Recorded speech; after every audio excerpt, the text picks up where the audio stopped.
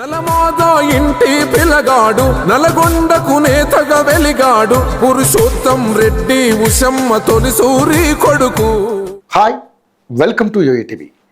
తెలంగాణలో కాంగ్రెస్ సీనియర్ నేతల ప్రస్తావన వచ్చిందంటే అందులో ఆయన పేరు ఖచ్చితంగా ఉంటుంది.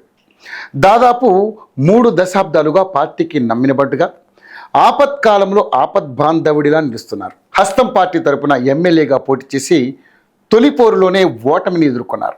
అయినా బెదరకుండా ఓటమి చెందిన స్థానం నుంచి మరోసారి బరిలో నిలిచి విజయ డంకా మోగించారు.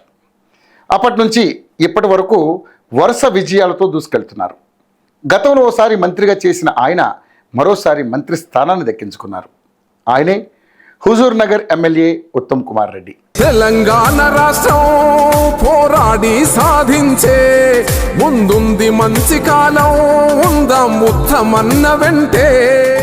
నలమాద ఉత్తమ్ కుమార్ రెడ్డి 1962 జూన్ 20న నల్గొండ జిల్లాలో జన్మించారు. బీఎస్సీలో గ్రాడ్యుయేట్ పూర్తి చేసిన ఆయన కాంగ్రెస్ నుంచి 6 సార్లు ఎమ్మెల్యేగా, నల్గొండ ఎంపీగా పనిచేశారు. ఉమ్మడి ఆంధ్రప్రదేశ్లో ఎక్కువ కాలం పిసిసి అధ్యక్షుడిగా పనిచేసిన ఉత్తమ్ కుమార్ రెడ్డి కేంద్ర ఎన్నికల కమిటీ సభ్యుడిగా, స్క్రీనింగ్ కమిటీ సభ్యుడిగా పనిచేశారు. భారత వైమానిక దళంలో మాజీ ఫైటర్ పైలట్గా, నేషనల్ డిఫెన్స్ అకాడమీలో సీనియర్ కమర్షియల్ పైలట్స్ లైసెన్స్ హోల్డర్గా ఉత్తమ్ కుమార్ రెడ్డి సేవలందించారు. ఎర్రకోటన ఎగిసిన తార దేశ రక్షణలో రణధీర జాతి మెచ్చిన జాగృతి నువ్వేరా. రాష్ట్రపతి భవన్లో భద్రతా ప్రోటోకాల్, పరిపాలన, రాష్ట్రపతి విదేశీ పర్యటనల కంట్రోలర్గా ఉత్తమ్ పనిచేశారు.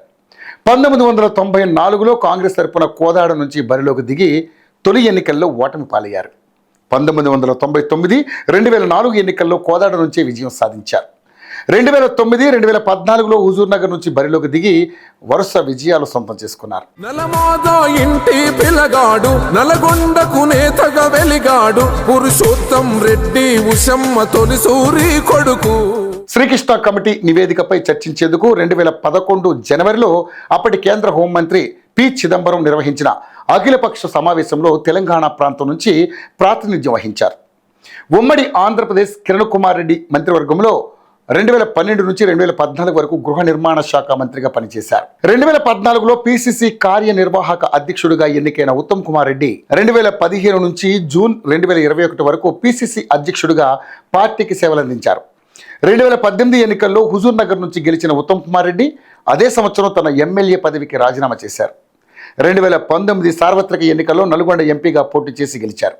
మళ్ళీ 2023 సార్వత్రిక ఎన్నికల్లో భారీ మెజార్టీతో గెలిచిన ఉత్తమ్ కుమార్ రెడ్డి నీటిపారుదల, సివిల్ సప్లై శాఖలకు మంత్రిగా పనిచేస్తున్నారు. ఈ శాఖల అభివృద్ధి కోసం పాటుపడుతున్న ఉత్తమ్ కుమార్ రెడ్డి 63వ పుట్టినరోజు సందర్భంగా యోయోటీవీ ప్రేక్షకుల తరపున మంత్రి ఉత్తమ్ కుమార్ రెడ్డికి పుట్టినరోజు శుభాకాంక్షలు తెలియజేస్తుంది. తెలంగాణ రాష్ట్రం పోరాడి సాధించే ముందుంది మంచి కాలం ఉందాం ఉత్తమన్న వెంటే.